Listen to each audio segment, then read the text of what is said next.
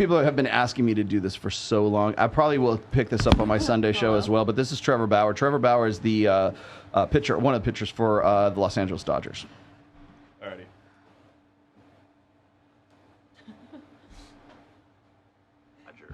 A text Lindsay Hill sent to a friend before she ever even met me. Yeah. What should I steal? She asked another in reference to visiting my house for the first time. The answer? Take his money. So how might that work? I'm going to his house Wednesday, she said. I already have my hooks in. You know how I roll. Then, after the first time we met, net worth is 51 mil, she said. Bitch, you better secure the bag, was the response. But how is she going to do that? Need daddy to choke me out, she said. Being an absolute whore to try to get in on his 51 million, read another text. Then, after the second time we met, former Padres pitcher Jacob Nix told her, you got to get this bag. I'll give you 50,000, Lindsay replied.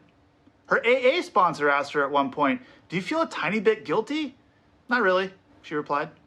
Since then, her legal team has approached me multiple times about coming to a financial settlement. But as I have done since day one, I refuse to pay her even a single cent. In August of 2021, Lindsay Hill's claims were heard in court.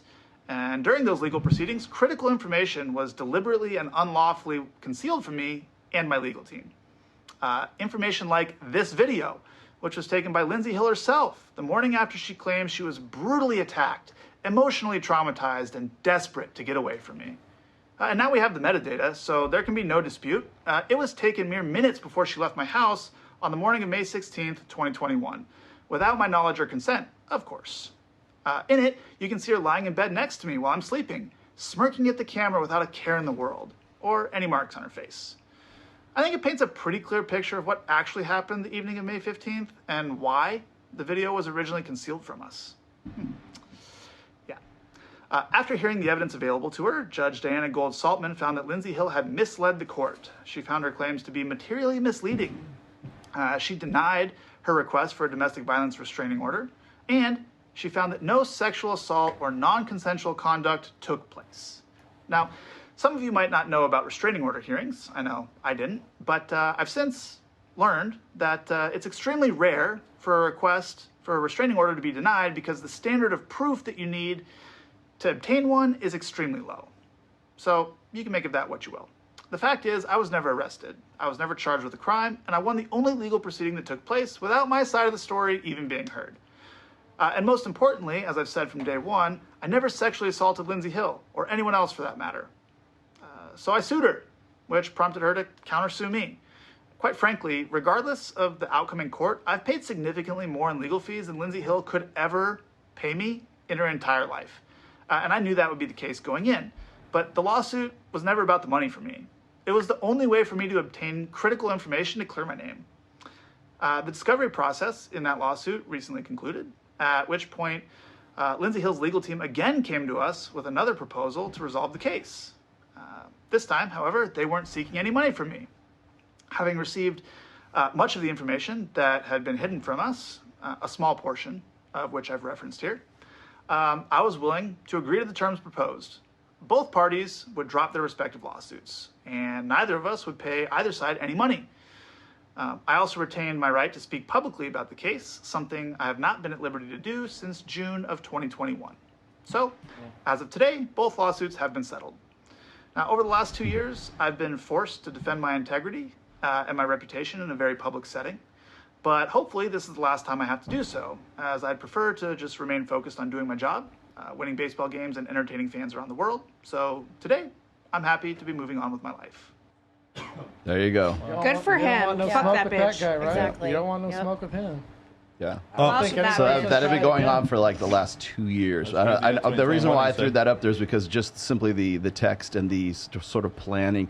Remember, we were talking about, have you done anything really so devious to, Well, so that wasn't even vindictive. That person's like probably bipolar or borderline personality. that's sort psychotic. of. Right. So here's the thing. I wrote this. Document everything. I quote tweeted that, and I wrote, we need to keep receipts of every person who ran with this story before all the information came out. Yes. Same thing with Johnny Depp. Sexual assault is a very serious charge and should be taken seriously.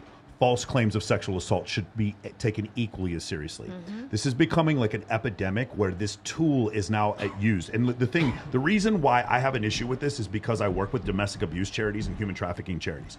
You are taking resources away from people who need it, who are actually being trafficked and actually being abused when you start saying Jonah Hill is an abuser. Right. When you start saying Trevor Bauer is an abuser. When you start saying Johnny Depp is an abuser, you're taking things like what you're doing is you're marginalizing women who are actually dealing with this abuse. Yes. And instead, because of your lack of gratitude and because you're dealing with someone who didn't validate you, or in this case, someone who is clearly a psychopath, you're dealing with a situation where you're ruining it for other people, and that's why I'm additionally angry about this shit. Again, like I encourage people to adopt animals. One of the things that hurts an animal adoption is when people breed animals. So I don't like it when people breed animals because of the cruelty, the breeding, and also it doesn't force people to adopt. It's the same type of situation. When you do this, you're not only marginalizing these women to the outside, you're not allowing them to get the resources they need because you're making up these stupid. Same thing with Aziz Ansari. This woman, this woman of her own volition gave Aziz Ansari a blowjob, felt bad about it the next day, and wrote a blog about how uncomfortable she felt, and he lost all of his work for doing nothing wrong. Sexual assault is a very serious allegation.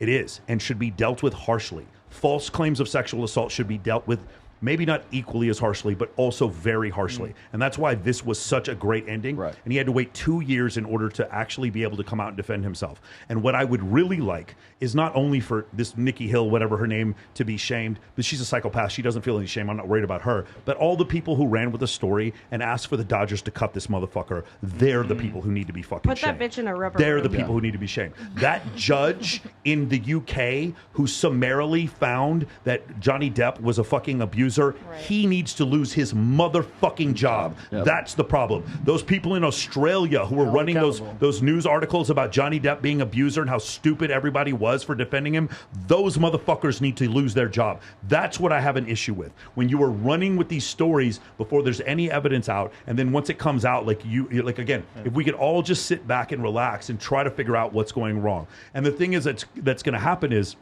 what I have a huge problem with is this is happening all over the place. With the Russell Brand thing, I don't care how guilty you think Russell Brand is. You need to wait for the evidence to come out and for there to be some level of settlement for this. He's innocent. But one thing I will say about the Russell Brand situation, it sure is convenient that when he was a Marxist leftist, when he started doing his podcast, that no one had an issue. And that was, he started doing his podcast after the fucking allegations came out. The most recent allegation is 10 years ago. You had all this time to come after him. But all of a sudden, now that he's alt-right, now all of a sudden this motherfucker sexually assaults women. Please stop. Please stop. When you take something as serious, like, again, I've never been sexually assaulted. I've never sexually assaulted anybody. I can't imagine what an incredibly traumatic experience this is. And for you to use this as a tool in your political arsenal to shame people, fuck you, double fuck you. You have a fucking problem. That is the worst possible shit that you can do. We talk about like how horrible it is. You're using this tool that other people, man, there are women out there that are legitimately being trafficked. I had a buddy of mine, he's a club promoter, and his family was like, you're trafficking women by bringing them to a nightclub. And I'm like,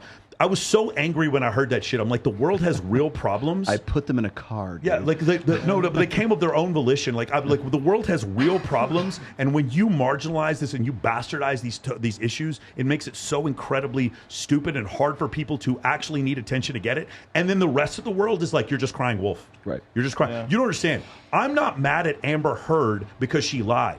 I'm mad at Amber Heard because of all the women who have been abused, who now everyone is going to go, well, you probably lied like Amber Heard. Some of them are lying and some of them aren't, but we're more likely to not believe women who are telling the truth because of Amber Heard, because of situations like this. That's why it makes me so fucking angry when I see stuff like this. I do so because I care about women who've been abused. When I see false allegations, and other women in this culture need to be, like, again, women who are a part of domestic abuse charities should be more angry at her and Amber Heard than any man should be. They should be more angry.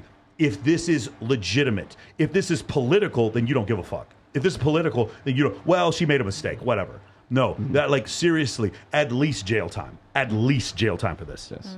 I'll just follow up with one more thing here, because I know what's going to happen. Because right now, the red pill, the guys in our space, we're the only ones who bang this gong right here. We're the only ones on this show talking about this in the way that we're talking about it, right? And that's why this space is fucking necessary, and that's why it's not going anywhere. The other thing is that Not every woman will. Not every woman is going to do this. They're not all psychotic, and they're not going to do that. The problem is that any woman can. Because they've got this, because they have the ability to do it. And that's why, so what happens is guys, especially critics of this space, will say, well, those guys are just paranoid. Those guys just think that it's like they're going to get Me Too'd, or they're going to get some sort of harassment or some sort of SA, charges filed against them. But the thing is then when you see something like this, when people think that you're aggrandizing or you're going over the top, but at some point you're going to have to call this shit out, and this is the only place that does that. Not traditional conservatives, not Daily Wire, certainly not any wokesy news outlets. This is where you're made aware of this stuff. And until people are ready to sack up and like really recognize this, we're going to just have to be the ones that are banging this gong. Like there are women who have been sexually assaulted and won't report it, and the reason why you won't is because of her. Right. It's because of her. Like, just so you know, it's because of her. So it shouldn't be me on this pulpit saying this. It should be women in domestic abuse charities, women who work for domestic abuse and human trafficking causes. You need to be on that soapbox fixing this problem. It shouldn't be me doing this. That's the issue. Mm-hmm. It's women. So I'm not going to call myself a victim by any means, but I have experienced sexual trauma as a child and throughout my adult life, as well as domestic abuse. And my stories are real, but it still makes you kind of feel like you're lying when you're saying it, because you know what the other people are thinking. And that's what scares the women, because they're going to feel invalidated.